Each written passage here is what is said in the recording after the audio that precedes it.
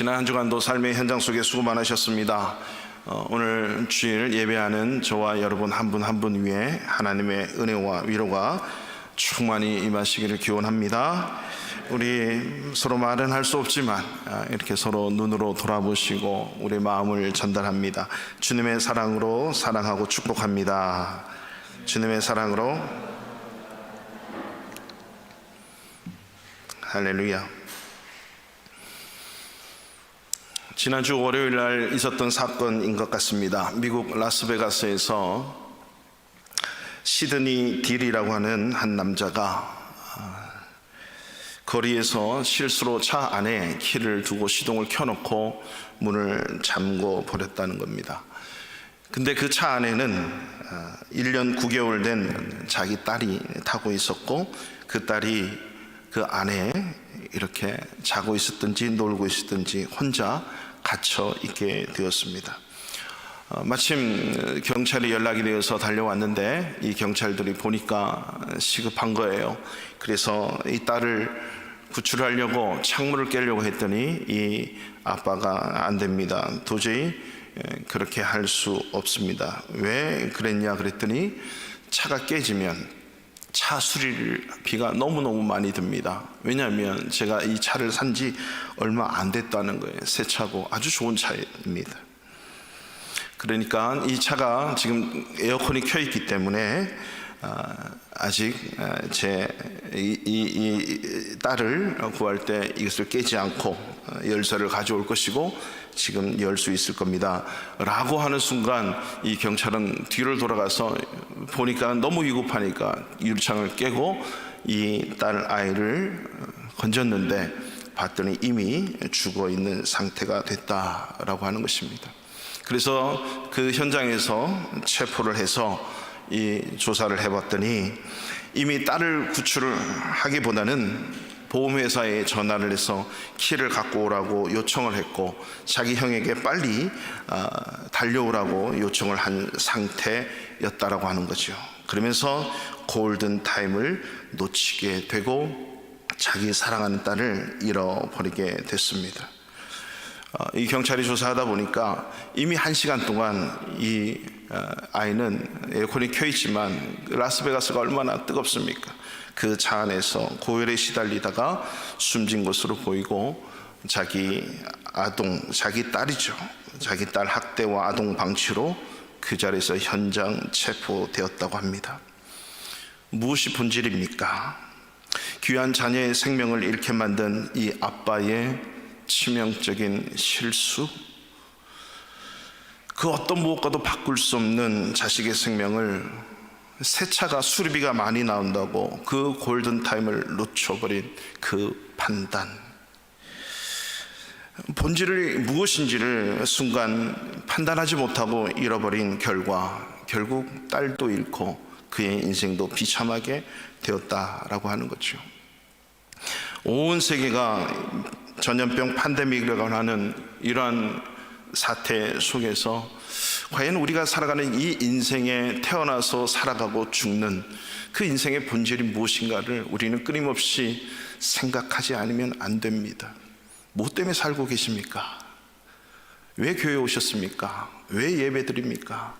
여기에 대한 분명한 해답을 찾지 못하면 우리는 늘 끊임없이 나락으로 빠져들고 삶의 이러한 반드시 감당해야 되고 해야만 하는 이런 결정적인 순간 일들을 놓쳐버리고 말고 늘 헤매이고 허덕이고 뭔가 새로운 것을 잡으려고 하는 그런 인생의 삶으로 전락으로 빠져든다는 거죠. 그렇다면 그 속에서 예수께서 우리에게 선물로 주신 이 믿음을 가지고 구원을 받은 저와 여러분들이 믿음 생활을 한다고 했는데 그 믿음 생활 또한 그 본질이 뭘까요? 오늘 우리는 본문을 통해서 이 믿음의 본질이 무엇인지를 우리가 오늘 두 가지로 한번 생각해 보기를 원합니다. 이 결론적으로 말씀을 드리면 우리의 믿음의 본질은 아주 심플하고 간단하고 단순합니다. 하나님은 우리 인간에게 복잡하거나 난잡하거나 아주 어려운 과제를 우리에게 요구하지 않았습니다. 하나님을 섬기도록 창조된 저와 여러분들, 우리 인생은 하나님이 그 인생을 가장 아름답고 복되고 그리고 즐겁게 살아갈 수 있도록 우리를 만들어 놓으시고 예수 그리스도를 통해서 우리에게 믿음을 주심으로 그 믿음의 본질이 무엇인지를 이미 우리에게 말씀하셨습니다. 그 믿음의 본질은 하나님을 예배하는 것과 그 참된 예배자가 또 다른 한 영혼을 살리고 세우며 그 영혼을 참된 예배자로 만드는 것이 믿음의 본질이고 전부입니다. 그러니까 우리 믿음 생활하는 분들은 예배의 생명을 걸고 영혼 구원하는 이 일에 생명을 걸 때 저와 여러분의 모든 인생이 새로워지고 인생이 인생다워진다는 사실을 놓쳐서는 안 됩니다. 오늘 본문을 통해서 이 믿음의 본질은 첫 번째로 인생의 모든 것이 예배로부터 시작하고 예배로 이어지고 예배로 영원토록 남아있는다는 사실을 알아야 됩니다. 이게 믿음의 본질입니다. 저와 여러분들에게 예수를 믿게 하는 가장 근본적인 이유는 여러분이 이 세상에서 잘 먹고 잘 되고 여러분 소원을 이루려고 믿음을 주신 것이 아니라 하나님을 어떻게 참되게 예배하는가, 그렇게 해서 우리에게 믿음을 주셨다는 거거든요. 하나님을 예배하는 것. 그렇기 때문에 예배라고 하는 것은 우리의 생명보다도 더 중요한 것이고 생명과도 같다, 이런 말들을 하지 않을 수가 없는 거죠. 한 번 좀 빠져도 되는 예배라고 생각하는 그 생각과 절대 예배를 빠져서는 안 된다라고 하는 생각은 하늘과 땅의 갭이 있는 차이고 그 삶의 결과와 그 삶의 마지막은 완연한 다른 모습을 가져다 주는 것입니다. 어떤 순간에도 나의 사랑하는 딸을 살려야겠다는 이 마음을 갖고 있는 자는 이 새 차가 완전히 파괴돼도 문제가 되지 않습니다. 그러나 잘못된 마음을 가지고 이 새 차를 살려야겠다라고 하는 이 아빠의 욕심 어린 그 마음은 딸의 생명을 망쳐버리는 회개망측한 아빠로 전락해버리고 말았습니다. 본질을 잃어버렸기 때문입니다. 우리 모든 이 땅에 살아가는 인간은 예배의 존재라는 사실을 아십니까? 인생은 답을 찾는 것이 인생이 아니라 주어진 답을 가지고 그것을 확인하며 살아가는 것이 인생이라고 하는 사실입니다. 뭔가 발견한 것 같고 뭔가 발명한 것 같고 뭔가 법칙을 만들어 놓은 것 같은데 보면은요, 이미 하나님이 만들어 주신 것을 하나님 주신 지혜와 지식을 가지고 발견한 것 뿐입니다. 이사야 43장 21절 말씀에 보면 이 백성은 내가 나를 위하여 지었나니 나의 찬송을 부르게 하기 위해서다. 하나님이 이 땅의 모든 인간을 지으시고 만드신 목적이 뭡니까? 하나님의 찬송을 부르게 하기 위해서. 이 말은 하나님을 섬기고 예배하게 하기 위해서입니다. 하나님이 이 땅의 모든 인간을 지으신 목적은 예배의 존재로, 창조주 하나님이 계시는구나, 나는 스스로 존재하는 것이 아니라 나는 지음을 받았구나, 나는 창조된 피조물이구나 라고 하는 사실을 발견하고 그 하나님을 알아야만 했습니다. 그래서 에덴 동산에 선악과라고 하는 그 나무를 세워놓고 그 나무를 보면서 나는 피조물인 존재이구나, 나를 만드시고 저 선악과를 만드신 하나님을 예배하고 찬양하고 경배하는 것이 나의 본질이구나를 알아가는 것. 이 본질을 잃어버린 아담과 하와는 그 선악과를 따먹는 죄를 범했죠. 그 죄를 범함으로 죄의 고통과 아픔과 죄의 삭슨 사망이라고 하는 그 길을 달려가는 인생을 보지 못해서 하나님은 당신이 스스로 이 땅에 육신의 몸을 입고 예수 그리스도로 오셨습니다. 그 인생의 모든 죄를 십자가에 걸머지시고 내가 용서해 줄게 라고 돌아가셨어요. 이 사실을 믿으면 모두에게 다 구원을 얻게 되고, 이 구원받은 사람은 다시 한번 에덴 동산에 나를 창조하신 하나님을 발견하는 믿음의 회복이 일어나는 것, 이게 믿음의 본질입니다.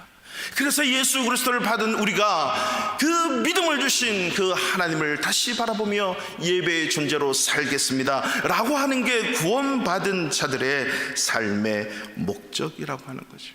그러니까 예수님이 저와 여러분을 예수 믿게 하고 구원하시려고 하는 그 가장 근본적인 목적은 잃어버린 에덴 동산에 그 하나님을 경배하고 찬양하고 예배해야 될 그 본질의 모습을 예수 그리스도의 생명과 바꾸어서 우리가 그 본질을 찾도록 만들어 주신 겁니다. 그래서 예배는 생명이라 그러고 생명과도 바꿀 수 없는 것이 예배라고 하는 거죠. 예수님은 바로 우리를 구원하시고 당신의 생명을 그 대가로 치러서 우리가 다시 한번 에덴 동산의 그 놀라운 은혜와 축복과 영생의 기쁨을 맛볼 수 있게 하려고 당신의 목숨을 내놨어요. 그래서 고린도전서 6장 20절에 값으로 산 것이다, 값으로 산 것이 되었으니 그런즉 너희 몸을 하나님께 영광을 돌려라. 예수님이 값을 치르시고 우리를 사셨기 때문에 이제 그 값으로 산 것이 되었다라는 사실을 믿는 자들은 하나님께 영광을 올려드리는 삶을 사는데 그것이 예배라고 하는 거죠. 구원받은 자가 가장 먼저 소중히 여기고 가장 먼저 귀중하게 여겨야 될 가치, 그 하나님의 관계는 예배라고 하는 것입니다. 로마서 12장 1절에 보면 그러므로 형제들아 내가 하나님의 모든 자비하심으로 너희를 구원하노니 너희 몸을 하나님이 기뻐하시는 거룩한 산 제사로 드려라. 이는 너희의 드릴 영적 예배니라. 로마서는요 16장까지 되어 있습니다. 1장부터 11장까지는 이신칭의의 믿음을 얘기합니다. 모든 인간은 죄인이다, 죄인은 죽는다. 하지만 예수님이 이 땅에 오셔서 그 죄를 위해 돌아가셨어요. 행위로 구원받는 것이 아니고 착하고 뭔가 했다라고 하는 그런 우리의 행실로 행위로 구원받는 것이 아니라 그 예수 그리스도를 믿음으로 구원을 받게 되는 거다. 믿음으로 영생을 얻는 것이다. 이신칭의 믿음으로써 우리가 의롭다 칭함을 받는 거다. 나이스하고 착하고 무슨 행함이 선한 행위가 있어서 구원받는 것이 아니다. 그렇기 때문에 라고 시작하는 것이 바로 로마서 12장 1절부터 시작됩니다. 내가 너희를 구원하노니 너희 몸을 하나님이 기뻐하시는 거룩한 산 제사로 드리라는 거죠. 그래서 12장부터 16장까지는 그 거룩한 산 제사로 드리는 예배의 삶이 어떠한 건지를 12장부터 16장까지 거침없이 써내려가는 거예요. 그래서 한마디로 요약하면 당신 죄 용서 받았습니까? 아멘. 구원 받았습니까? 아멘. 그렇다면 예배의 삶을 사십시오. 아멘. 그 예배의 삶이 어떤 삶인 줄 압니까? 라고 하는 것이 로마서의 전부예요. 그래서 히브리서 11장 6절에는 믿음이 없이는 하나님을 기쁘시게 못한다는 거죠.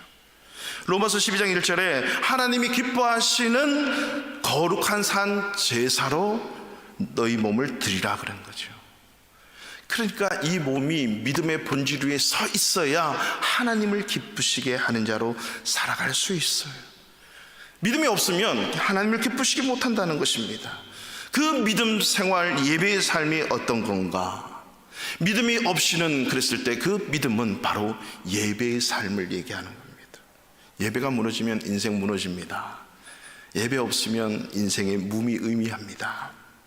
예배 실패하면 인생 실패합니다. 예배 성공하면 모든 것에 성공합니다. 예배 성공하면 여러분 삶이 달라져요. 오늘 본문은 바로 한 이방 여인이 예수를 만나 그 인생에 고민하고 아파하고 그 인생의 나락으로 떨어진 인생이 새롭게 변화되는 놀라운 사건이 오늘 본문입니다. 예수님은 의도적으로 남쪽 유대 땅에서 북쪽 갈릴리로 갔을 때, 원래 유대인들은 남쪽에서 북쪽 갈 때, 갈릴리 갈 때 사마리아를 거쳐서 가지 않고 힘들어도 돌아서 가게 돼 있습니다. 이방인과 유대인은 상종하지 않으려고 합니다. 부정탄다 이거죠.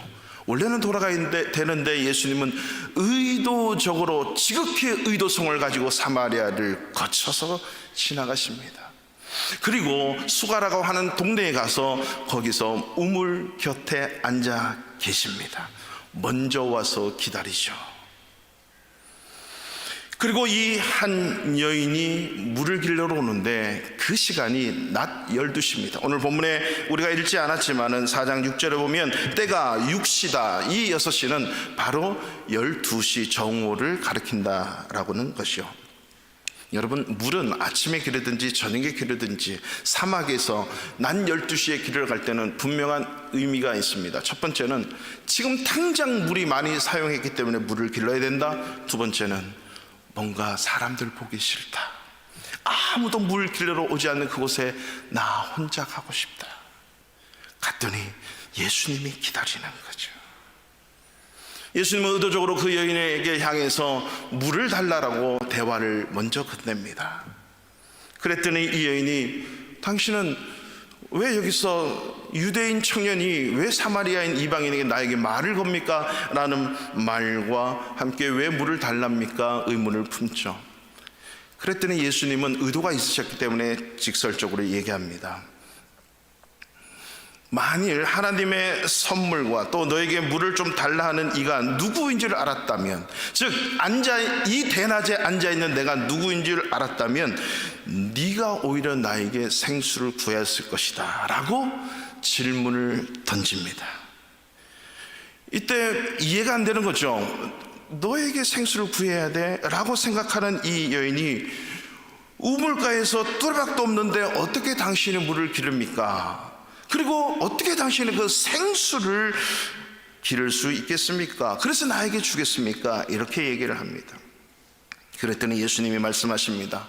이 우물물을 마시는 자는 계속적으로 목이 다시 마르지만 내가 주는 물을 마시는 자는 영원히 목마르지 않을 거야. 영생하도록 하는 샘이 솟아날 거야 라고 얘기합니다. 그랬더니 이 여인이 그렇다면 그 물을 나에게 주세요. 영원히 목마르지 않는 물을 나에게 주시옵소서. 예수님은 이 여인의 육적인 가람이 뭔지, 아니 육적인 가람보다도 갈급함보다도 목마름보다도 더 큰 영적인 갈급함, 목마름이 있다는 사실을 이미 아시고 접근을 하신 거죠. 그러면서 이 물을 달라고 하는 그 말과 함께 예수님의 화제를 16절에서 완전히 바꿉니다. 네 남편을 데리고 와라. 이 남편을 불러오라 라고 했더니 이 여인은 얘기하죠. 나는 남편이 없습니다. 그랬더니 예수님이 말씀하십니다. 네 남편은 없다는 게 말이 맞다. 왜냐? 이제까지 5명의 남편과 네가 살고 있었는데 그 5명이 살고 지금 6번째 남편하고 사는데 그 남편도 네 남편이 아니다는 걸 너 스스로 알고 있지 않느냐?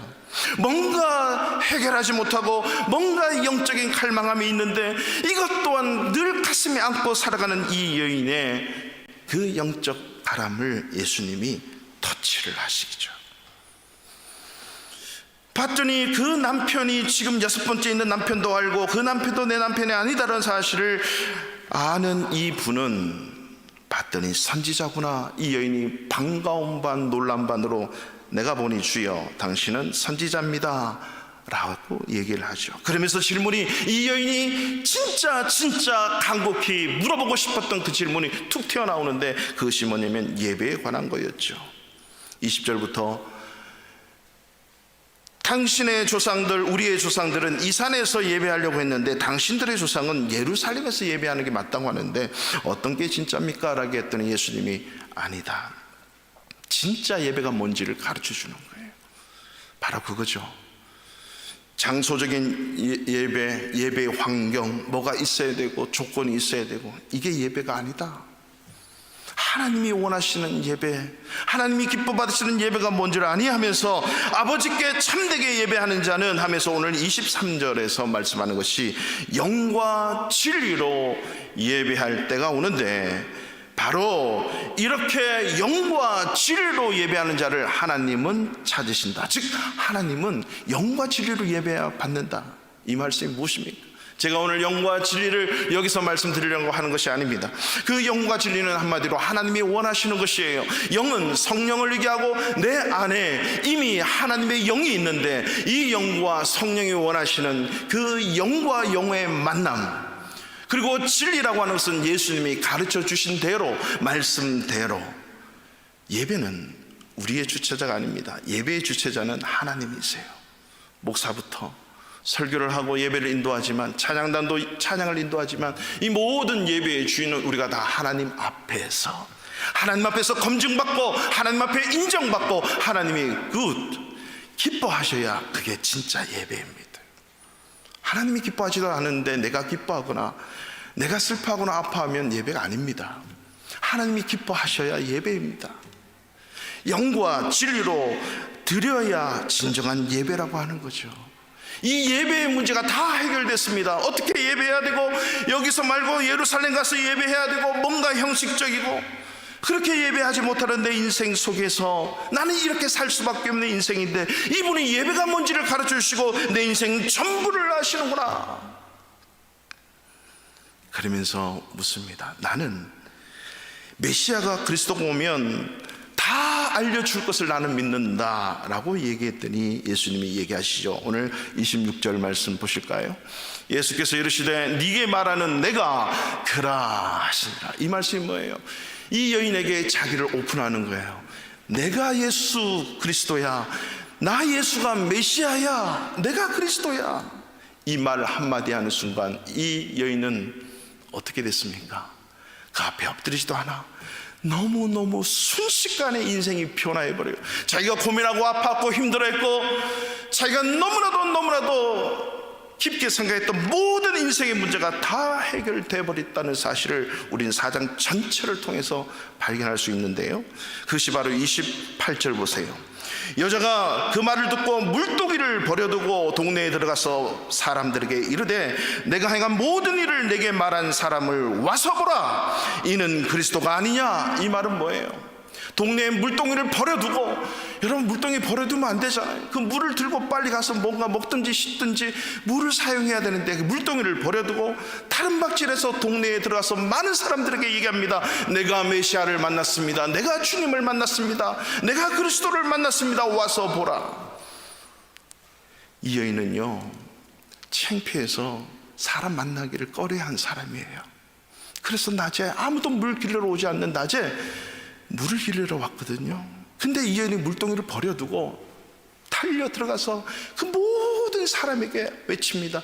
내가 메시아를 만났습니다. 내가 그리스도를 만났습니다. 여러분, 예배는 주님 만나는 겁니다. 예배 속에 반드시 주님 만나셔야 돼요. 그래서 우리 주보 얘기하잖아요. 주보의 교회 소식란에 적혀 있습니다. 예배는 약속된 하나님과의 만남이에요. 예배 시간 늦으면 안 돼요. 축구 보러 가고 영화 보러 가고 어떤 약속 있으면 일찍 가서 기다리는데 왜 예배만큼은 그렇게 늦어야 되죠? 하나님과의 만남의 약속인데 철저하게 예배 시간 지키셔야 돼요. 여기서부터 예배 문제가 막히는 거예요. 예배 소중한 겁니다. 날 구원하시고 내 생명과도 바꾸신 그 예수님이 정해놓은 예배, 그분과 만나는 게 예배예요. 그 만나면 인생의 목마름, 내 영적인 목마름 모든 것이 해결된다는 사실을 아십니까? 당장 필요한 이 물동이조차도 버려두고 달려가 사람들의 창피하고 수줍고 내가 어떤 누구도 만나기 싫어하고 5 남편이 있고 6번째 남편과 사는 소위 버림받고 손가락 당할 그런 여인임에도 불구하고 당당하게 나가서 내가 메시아를 만났습니다, 내가 그리스도를 만났습니다라고 외칠 수 있는 힘, 주님을 만났기 때문입니다. 여러분, 예배를 통해서 정말 하나님 만나면, 살아계신 하나님 만나면 인생 달라집니다. 여러분 삶이 달라져요. 여러분 차도 구하고 딸 아이의 생명도 구할 수 있는 것은 본질이 뭔가를 순간 선택했을 때 그 인생의 모든 삶이 풀려지는 것처럼 예배 속에 주님 만나고 내 인생의 주님을 만나면 사업도 직장도 삶도 공부도 내 인생의 끝다리도 다 알게 되지요. 부끄럽지 않아요. 창피하지 않아요.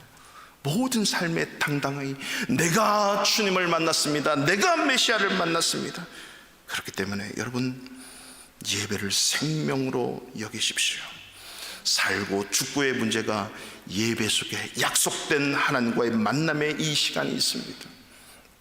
예배는 죄의 고백으로부터 시작하셔야 돼요. 예배는 받는 게 아닙니다. 예배는 철저하게 드리는 겁니다. 예배는 고백하는 겁니다. 하나님, 저는 죄인입니다. 잘못 살았습니다. 이렇게 살아서는 안 됩니다. 도와주십시오. 예수 그리스도께서 저 죄 때문에 십자가에 돌아가셨다면서요. 저를 구원하셨다면서요. 그렇다면 구원받은 자의 삶이 이렇게 살아서는 안 되지 않습니까? 어떻게 살아야 됩니까? 라고 고백하는 이것이 예배입니다.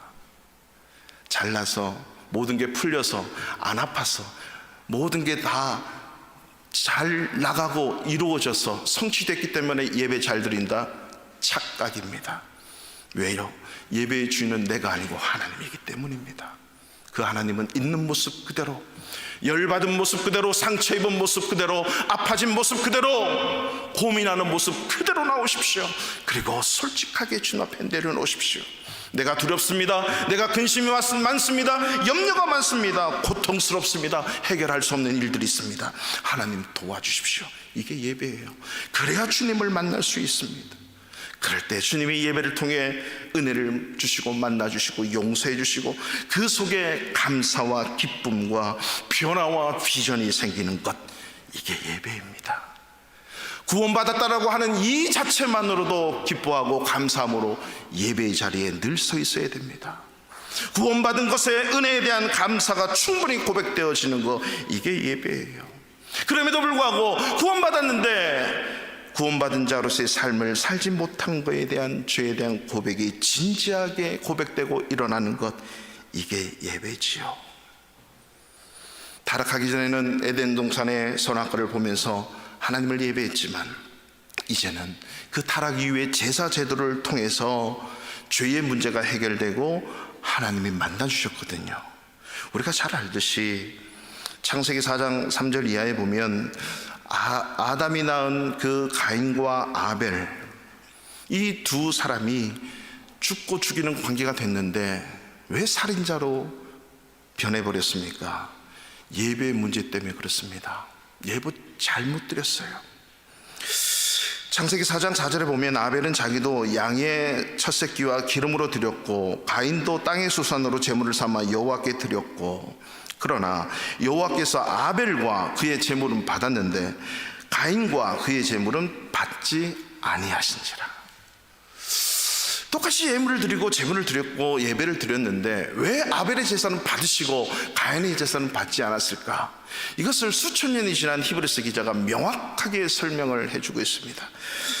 히브리서 14장 4절, 오늘 우리가 읽었던 본문인데 한번 보여주실래요? 히브리서 11장 4절, 믿음으로 아벨은 가인보다 더 나은 제사를 하나님께 드림으로 의로운 자라 하시는 증거를 얻었으니. 믿음으로 아벨은 가인보다 더 나은 제사를 드렸대요. 이게 성경에서 평가하는 것입니다. 그러니까 예배는 내 마음 내 정성 다해서 드려지는 것, 그 전에 하나님이 인정하시는 믿음이 있어야 돼요. 하나님을 기쁘시게 하는 믿음, 그것으로 하나님을 예배해야 진짜 예배다. 그러니까 아벨은 재물뿐만 아니라 자기 마음 중심 다해서 그 믿음으로 하나님께 드려서 하나님은 받으셨고, 가인은 그러한 믿음이 없었다. 그렇게 드렸기 때문에 드렸기 때문에 제사를 받지 않으셨다. 그 결과 창세기 4장 5절에 보니까 가인과 그의 제물은 받지 아니하신지라 가인이 몹시 분하여 안색이 변하니. 예배 실패한 인생이 바로 이렇게 변합니다. 뭐든지 못마땅해요. 자기 마음에 들어야 뭐든지 인정이 되고 자기 마음에 안 들면 끝나는 거예요. 안색이 변하고 몹시 불편하거든요. 예배자의 삶은 그렇지 않습니다. 그러니까 아벨을 불러 돌로 쳐서 죽이는 살인죄를, 최초의 살인자, 최초의 존속 살인을 하게 되죠. 이 왜요? 예배의 문제가 해결되지 않았기 때문에. 그렇습니다. 예배가 안 되면 삶의 컨트롤이 되지 않아요. 자기 마음대로 살고 싶어 하거든요.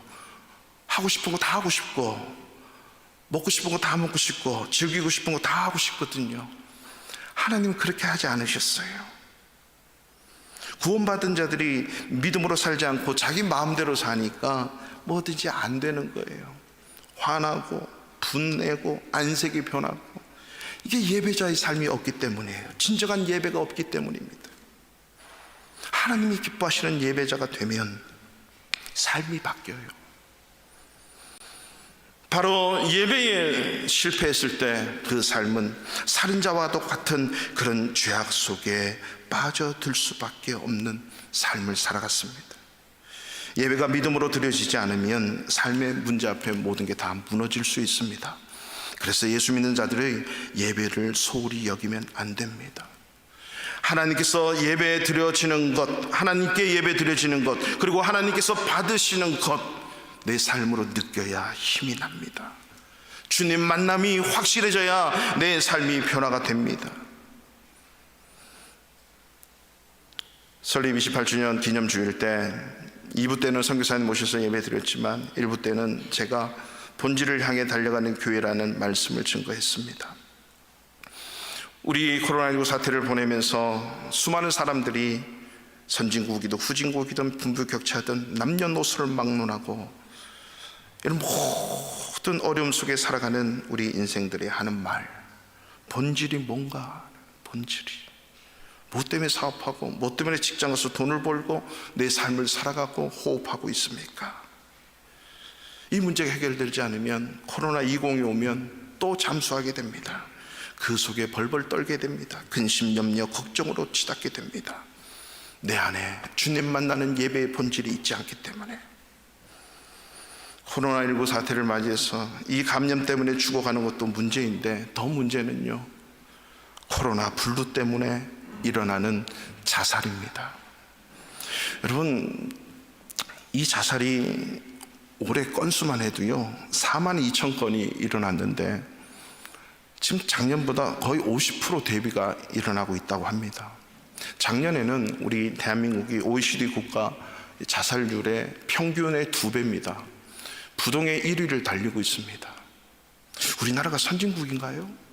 정말 몸과 마음이 평안한, 그것도 10대와 30대의 사망률 2명 중에 1명이 자살로 죽습니다. 20대는 오히려 자살이 더 사망률이 높습니다. 52%.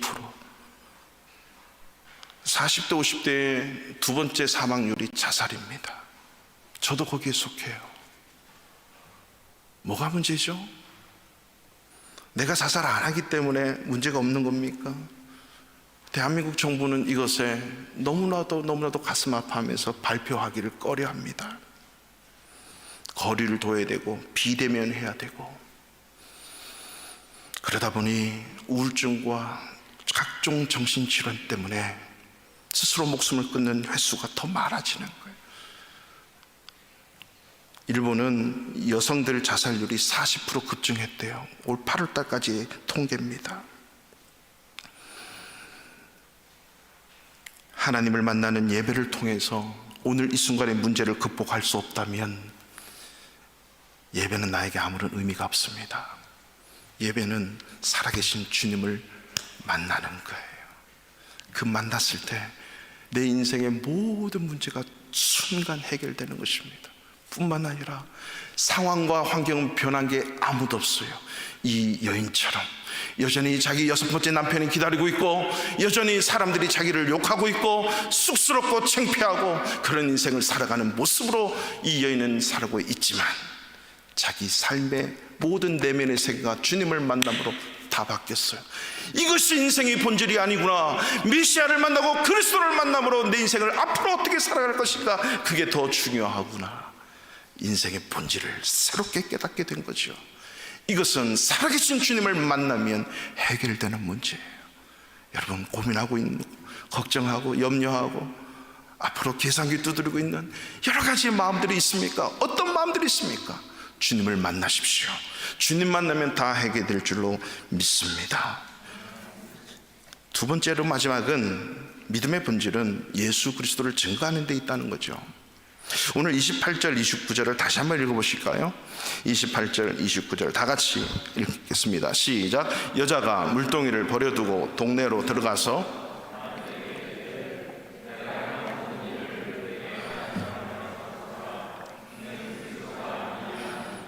아멘. 물동이를 버려두고 동네로 들어가서 내가 만난 그리스도 예수를 증거하는 거예요. 내가 행한 모든 일에 내게 말한 사람, 내 모든 것을 다 알고 계시다는 거죠. 그렇습니다. 우리가 믿는 예수님, 내가 섬기는 하나님은요, 내 인생 전부를 다 알고 계세요. 우리는 1년 후를 모르잖아요. 내년을 모르잖아요. 10년을 모르고 20년을 몰라요. 하나님은 내 모태 이전부터 다 알고 계세요. 우리가 뭘 생각하는지, 뭘 원하고 있는지 다 알고 계시단 말입니다. 그분께 나와 그분을 만나야 그 문제가 해결될 텐데, 오늘 이 여인은 다 안다는 거죠. 내가 행한 모든 일을 다 알고 계시는 이 선지자, 이 메시아 그리스도, 이분을 만나면 당신의 인생의 문제도 해결될 것입니다 라고 과감히 증거할 수 있는 이 힘, 이게 예수 증거하는 거고 복음 전파하는 거예요. 그 결과 우리가 읽지 않았지만 성경책을 갖고 계신 분들 보십시오. 39절을 보실래요? 4장 39절입니다. 여자의 말이 내가 행한 모든 것을 그가 내게 말했다 증언하므로 그 동네 중에 많은 사마리인이 예수를 믿는지라. 옛날 같으면 이 여인의 말을 누가 믿겠습니까? 근데 이 여인이 변화된 모습을 보고 많은 사마리아인이 예수를 믿었어요. 더 나아가서 40절, 사마리아인들이 예수께 와서 보라니까 예수를 만나죠. 자기들과 함께 유하시기를 청하니 거기서 이틀을 유하심에 41절, 예수의 말씀으로 말미암아 믿는 자가 더욱 많아. 42절 다 같이 읽습니다. 그 여자에게 말하되 이제 우리가 믿는 것은 네 말로 인함이 아니라 이는 우리가 친히 듣고 그가 참으로 세상의 구주신 줄 알미라 하였더라. 할렐루야. 처음에는 이 여인이 하는 말이 너무나도 신뢰가지 않고 않았는데 예수님이 뒤에 따라오시는 거예요. 그 예수를 만나고 보니까 이 여인이 진짜 메시아를 만났구나. 우리도 예수를 만났으니 모든 문제, 삶의 모든 문제, 우리가 고민하는 모든 것들이 해결되므로 그 예수를 믿었더라. 세상의 구주이신 줄 알미라. 사마리아 사람들이 얘기합니다. 이제 너의 말을 듣고 우리가 예수 믿은 게 아니라 이 예수님을 만나보니 진짜 그렇구나. 내가 예수 만나보니 역시 예수는 세상의 구주신 줄 내가 이제야 알았다. 이게 바로 예배 잘 드린 사람들이 나가서 예수 그리스도를 증거할 때 일어나는 역사라고 하는 거죠. 참된 예배자를 찾는 하나님의 이유, 왜 하나님은 참된 예배자를 찾고 계십니까?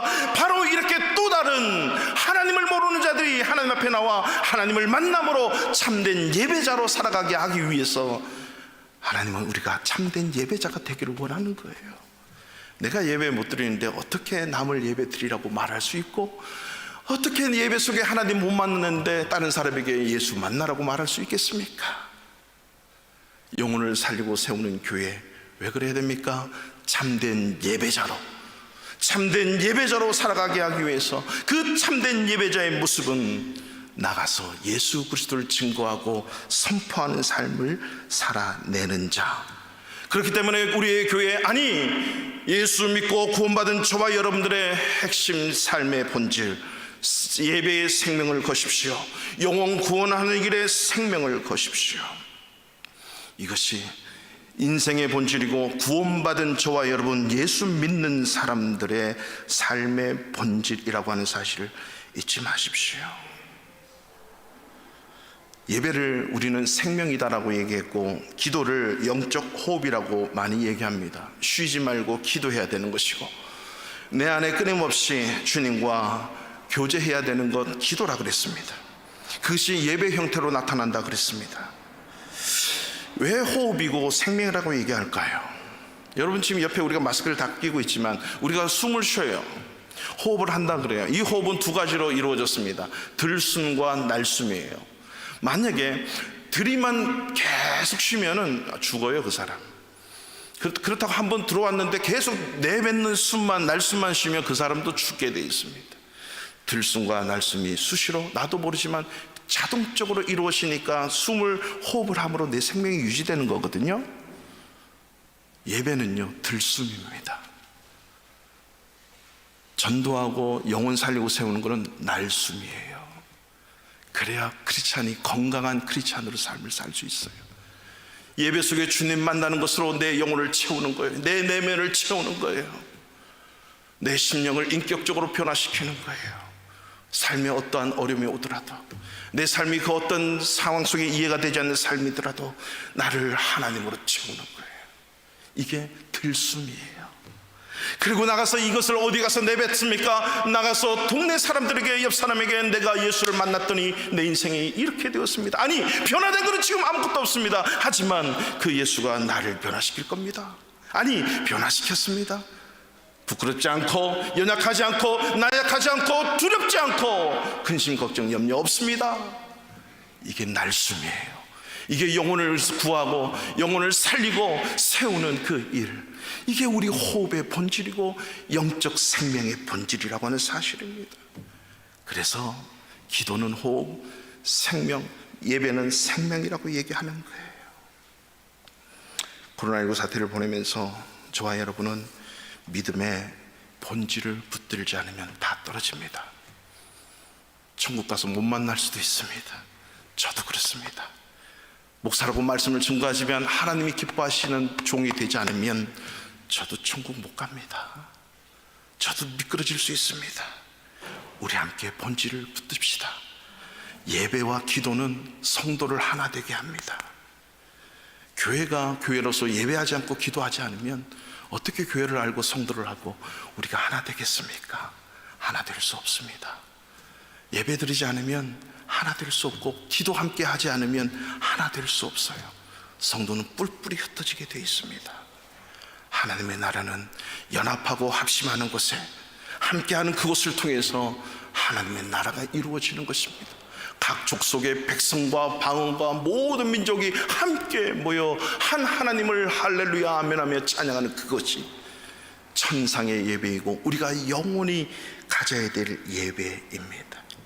날 구원하신 그 예수 그리스도, 내 인생의 주인이시고 구세주신 주님 앞에 예배 소홀히 하지 않는 것, 믿음의 본질입니다.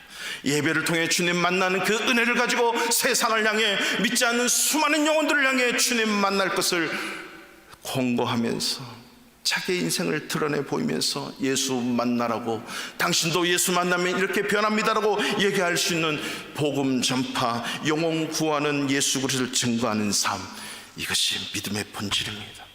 여러분, 이 두 가지만 붙드시면 여러분이 고민하고, 여러분이 낭망하고, 여러분이 근심하고 두려워하는 것 주님 안에서 다 해결될 수 있습니다. 제 말이 아니라 너희는 먼저 그의 나라와 의를 구하라. 그래야하면 무엇을 마실까, 먹을까, 입을까, 살까 하나님이 다 채워준다. 이게 믿음의 사람이게 주신 하나님의 솔루션입니다.